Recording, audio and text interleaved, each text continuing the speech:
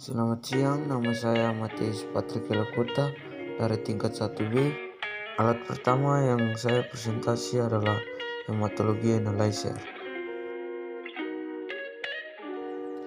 Hematologi analyzer adalah alat untuk mengukur sampel berupa darah. Alat ini tergolong modern karena dapat bekerja secara otomatis dan bekerja berdasarkan impedansi aliran listrik atau berkas cahaya terhadap sel-sel yang dilewatkan. Kita dapat menjumpai alat ini di laboratorium, klinik, rumah sakit, puskesmas, dan fasilitas kesehatan lainnya. Karena alat ini bisa digunakan dalam bidang kesehatan, alat ini berfungsi membantu pemeriksaan hematologi rutin, meliputi pemeriksaan hemoglobin, hitung sel leukosit, dan hitung jumlah sel trombosit yang dapat membantu mendiagnosa suatu penyakit, misalnya kanker dan diabetes, dan lain-lain. Prinsip kerja hematologi analyzer.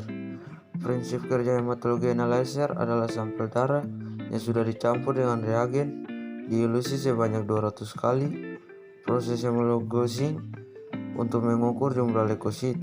Selanjutnya, sampel dilakukan diilusi lanjutan sebanyak 200 kali, jadi 4000 kali untuk mengukur eritrosit dan trombosit. Selanjutnya, fungsi hematologi analyzer. Fungsi dari hematologi analyzer dapat digunakan untuk memeriksa darah lengkap dengan cara menghitung dan mengukur sel darah secara otomatis berdasarkan impedansi aliran listrik atau berkas cahaya terhadap sel-sel yang dilewatkan. Cara penggunaan hematologi analyzer. Cara penggunaan hematologi analyzer: 1. Hubungkan kabel power ke stabilizer stafo. Hidupkan alat saklar on atau off, ada di sisi kanan atas alat. 3. Alat akan self check, pesan flashlight akan tampil di layar. 4. Alat akan secara otomatis melakukan self check, kemudian background check. 5. Pastikan alat pada ready. Keuntungan dari alat hematologi analyzer. Keuntungan dari alat hematologi analyzer: efisien waktu, lebih cepat dalam pemeriksaan, hanya membutuhkan waktu 2-3 menit dibandingkan dilakukan secara manual dan lebih tanggap dalam melayani pasien. Kerugian alat hematologi analyzer. Kerugian hematologi analyzer: tidak dapat menghitung sel abnormal. Terakhir, cara pemeriksaan sampel darah. Cara kerja pemeriksaan sampel darah. Sampel darah harus dipastikan sudah homogen dengan antikoagulan. Tekan tombol whole blood pada layar.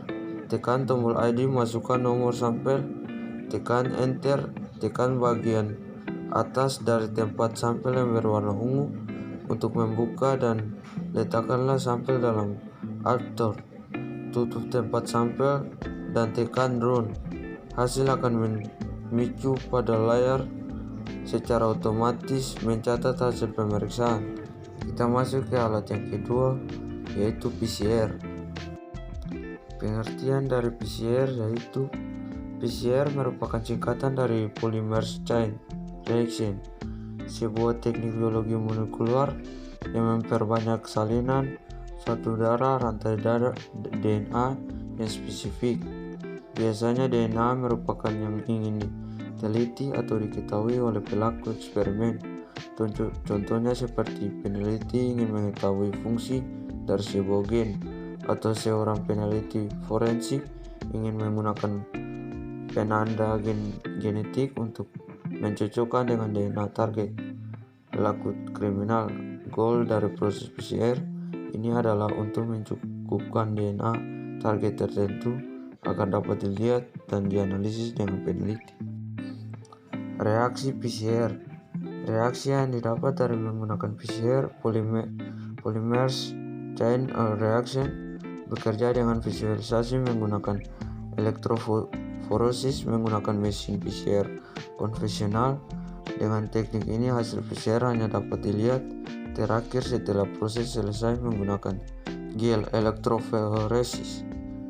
Kualitatif dan tidak dapat dimodifikasikan dengan perkembangan teknologi, kini hasil PCR dapat dilihat secara langsung dan dapat terkuantifikasi menggunakan mesin real-time PCR. Real-time PCR disebut juga dengan quantitative PCR karena hasil PCR dapat analisis secara kuantitatif. Teknik PCR seperti di dalam proses replikasi DNA pada organisme hidup.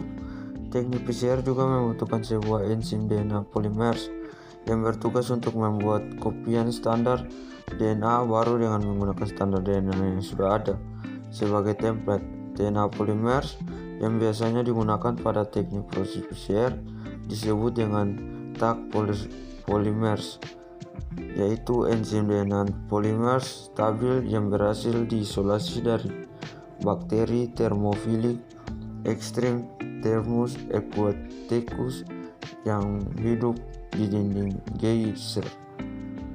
Klinik sifatnya yang termostabil membuat Taq polymers ideal digunakan pada tahap pemisahan denaturasi template DNA.